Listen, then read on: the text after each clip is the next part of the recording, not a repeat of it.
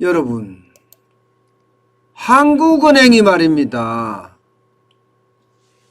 웬만하면 충격적 시나리오 잘 안 내놓거든요. 경제가 아무리 나빠도 극복할 수 있다, 이렇게 긍정적인 표현으로 쓰는 게 맞지, 우리 경제에 5대 위험이 있다, 이렇게까지 구체적으로 적시하는 경우는 잘 없습니다. 그런데 지금 한국은행은요, 많이 다릅니다. 추경호 의원이 한국은행에다 물었습니다. 현 시점에서 우리 경제가 마주한 5대 위험은 뭐냐, 5대 충격은 뭐냐 하고 물었더니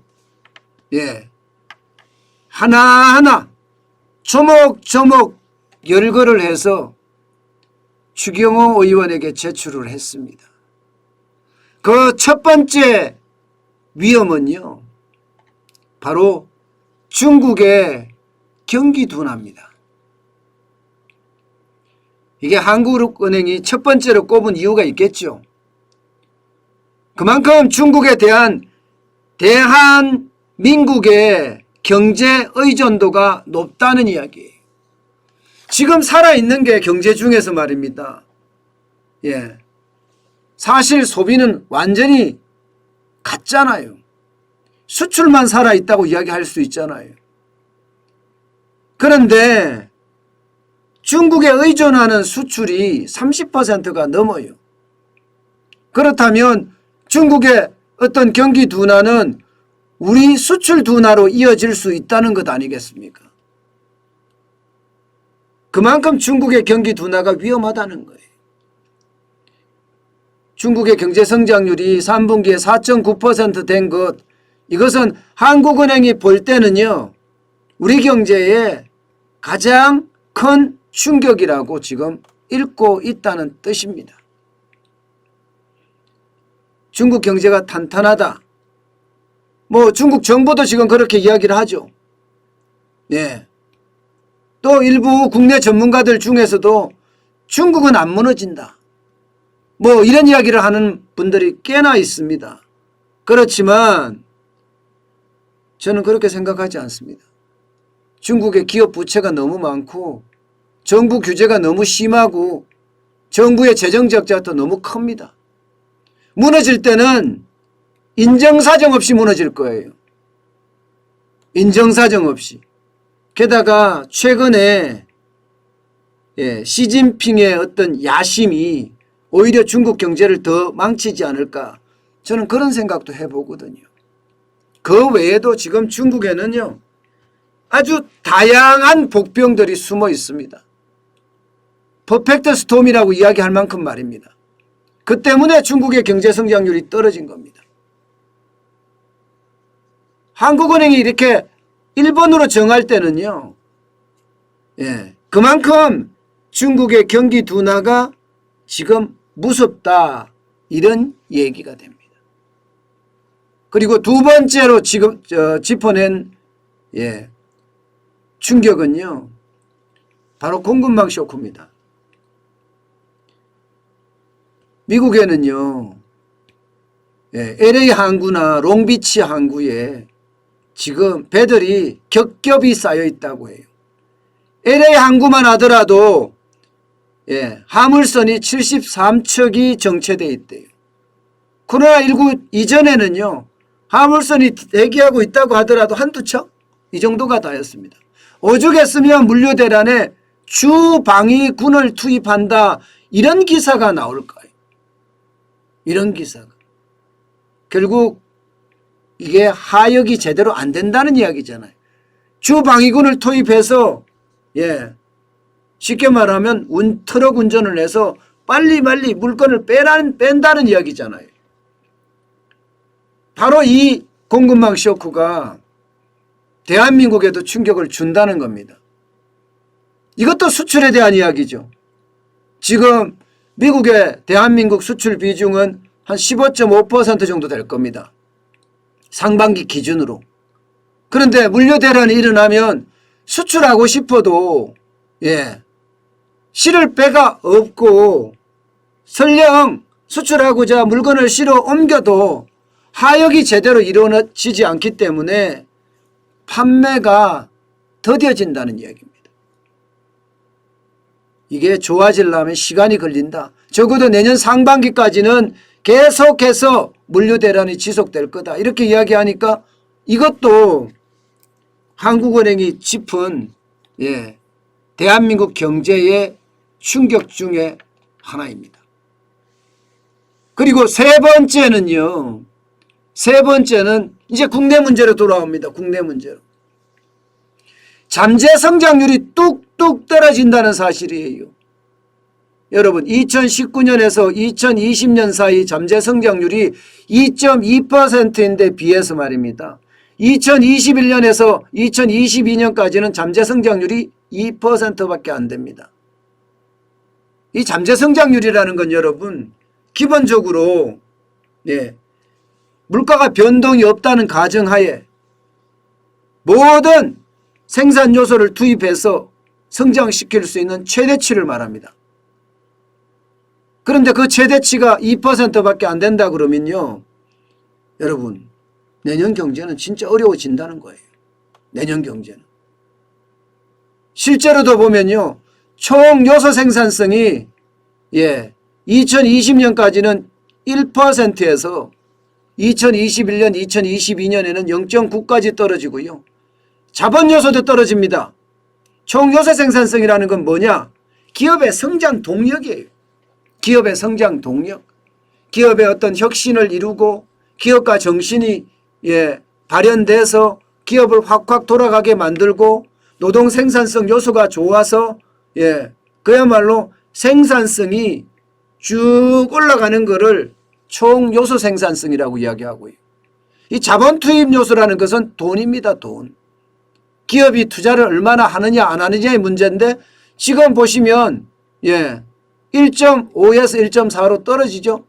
노동 투입 요소는 인구가 지금 줄고 있습니다. 엄청나게 줄고 있어요. 세계 최저 출산율이라고 이야기하잖아요. 한국이 사라질 수도 있다 이런 얘기까지 나오잖아요. 그러니까 노동 투입 요소는 마이너스로 내려갑니다. 마이너스 0.1까지 내려가고요. 코로나 효과도 올해는 그러니까 작년까지만 하더라도 0.4였는데 지금도 0.2까지 아니 이거보다 더 커질 수도 있다 이런 얘기까지 나옵니다. 결국은 잠재 성장률이 떨어지는 게 대한민국에게는 또 하나의 위험이다. 이렇게 지금 한국은행은 보고 있는 겁니다. 그 다음에 네 번째는요. 코로나 공포가 남았다는 겁니다. 아직 안 끝났다. 이게 돌파 감염도 있는 데다가 위드 코로나를 시작하게 되면 아마 신규 확진자가 폭발적으로 늘어날 거다. 그러는 어느 날 일본처럼 완전히 다 풀었는데 5만 명이 뭐 몇백 명 수준으로 떨어지는 그런 사태가 오면 좋겠지만 만약에 그렇지 않고 싱가포르나 영국처럼 오히려 더 늘어난다면 여기에 대한 충격은 아직 많이 남아있다. 이게 네 번째 한국은행이 짚은 충격입니다. 그리고 다섯 번째는요. 다섯 번째는 이게 결국은 금융 불균형이 너무 심각하다. 2021년 1분기까지 금융 취약성 지수를 조사를 해봤더니 58.9더라. 이게 외환위기 때를 100으로 봤을 때 금융위기 때는 73.6이었고 지금 코로나19의 위기에서는 53.9까지 올라갔다. 이거는 2분기가 되면서 더 많이 올라가고 3분기에는 더 많이 올라갔을 수도 있다 하는 이야기를 하거든요. 이게 다섯 번째 대한민국의 위기라는 겁니다. 결국 지금 한국은행은요. 현재 대한민국에 퍼펙트 스톰이 왔다. 이런 얘기나 다름이 없습니다. 솔직히. 뭐 주가가 좋다고 지금 퍼펙트 스톰이 안 왔다고요? 천만의 말씀이요. 지금 부동산 가격이 계속 올라가기 때문에 퍼펙트 스톰이 안 왔다고요? 이것도 천만의 말씀이에요. 왜냐하면 바닥 경제가 붕괴하고 있기 때문입니다. 바닥이 살아날 기미가 안 보여요. 예. 위드 코로나가 되면 좀 좋아질 거다 하는 예상은 있지만 아직까지 그 바닥 경제가 회복되기란 쉽지 않아 보입니다. 여러분, 바닥 경제라는 게 뭐예요? 경제 성장률에서 가장 큰 부분을 차지하는 소비가, 민간 소비가 거기 있거든요. 결국 민간 소비가 줄어든다는 이야기입니다. 민간 소비가 줄어든다. 수출은 늘어날지 모르지만 민간 소비가 망하고 있다, 이런 얘기예요. 한국은행은 지금 이야기하는 걸 들어보면 결국 금융 취약성 지수 때문에 거품이 생기는 거고, 그죠? 금융 불균형 때문에. 게다가 코로나19의 위기는 아직 남았고요. 잠재 성장률은 뚝뚝 떨어지고요. 여기에다가 수출이 만만치 않게 된다. 중국 경제가 둔화되고 물류대란이 일어나니까. 결국은 말입니다. 지금 대한민국에 퍼펙트 스톰이 오고 있다, 이 말을 에둘러서 이야기한 거라고 저는 보고 있습니다. 그만큼 전 세계 시장은 이미 퍼펙트 스톰이 충격을 주고 있다, 이런 이야기인데 이제 우리도 마찬가지라는 이야기예요. 우리도 마찬가지다. 그러면서 한편으로는요, 한국은행은 금융 불균형에 대한 강조를 굉장히 많이 했습니다. 금융 불균형에 대한 강조를. 쉽게 말하면 여러분, 금융 불균형이 심하다는 것은요, 특정한 곳에 돈이 많이 쏠려 있다는 거잖아요. 지금 특정한 곳에 돈이 많이 쏠려 있는 게 부동산이죠. 그리고 주식입니다.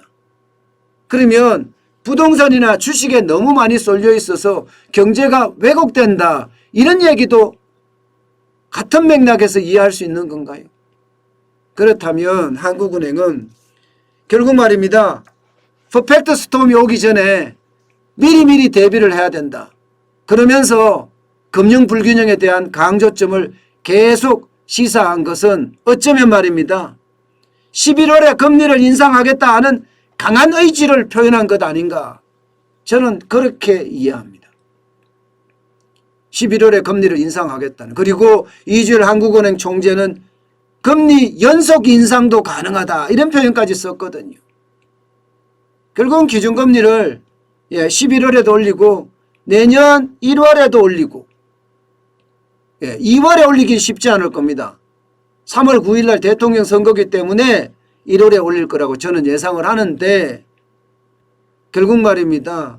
퍼펙트 스톰을 막을 방법은 금리 인상을 시켜서 시중에 너무 무지막지하게 뿌려져 있는 돈, 통화를 휴지 조각이 되기 전에 좀 걷어들여야 되겠다.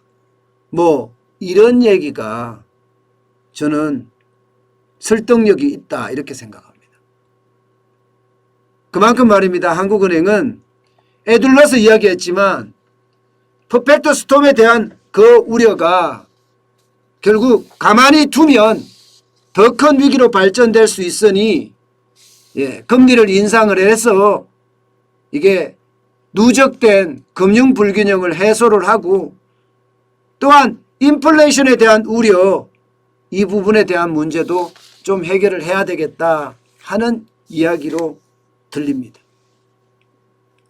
여러분, 지금 시장은요, 이게 겉보기하고는 굉장히 다릅니다.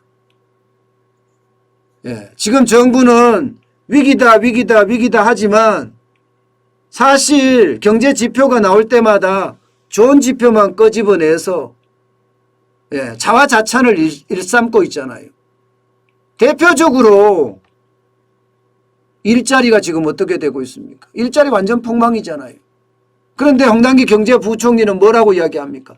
99.8%가 코로나 이전 수준으로 회복했다, 이렇게 이야기하잖아. 아니잖아요. 이거 거짓말이잖아요. 그러니까 지금 우리가 보는 것과 현장에서 지금 일어나고 있는 것, 여기에 괴리가 좀 있습니다. 그나마 우리가 괴리가 적어요. 예, 여러분하고 저하고 현장을 좀 심각하게 보고 있잖아요. 그런데 정부는 그렇지가 못해요. 정부는 자화자찬하기에 바쁘고, 예, 경제 잘했다 잘했다 이렇게 이야기하기에 바쁘기 때문에 위기라는 것도 그냥, 예, 정은보 금융감독원장이 이야기하니까 나도 알고 있는 사실이야. 그러면서 회색 코뿔소 이론을 끄집어내는 것, 이게 아닌가 싶습니다. 저는 결국 한국은행이 보고 있는 것, 이게 어쩌면 정답이라고 봐요. 정답이라고. 퍼펙트 스톰의 위기가 오고 있고 이것을 막기 위해서는 금리를 올려야 된다. 이 이야기 말입니다. 어쨌든 우리 경제의 충격이 최소한으로 가해지면서 지금 우리 경제가 활력을 찾았으면 좋겠습니다.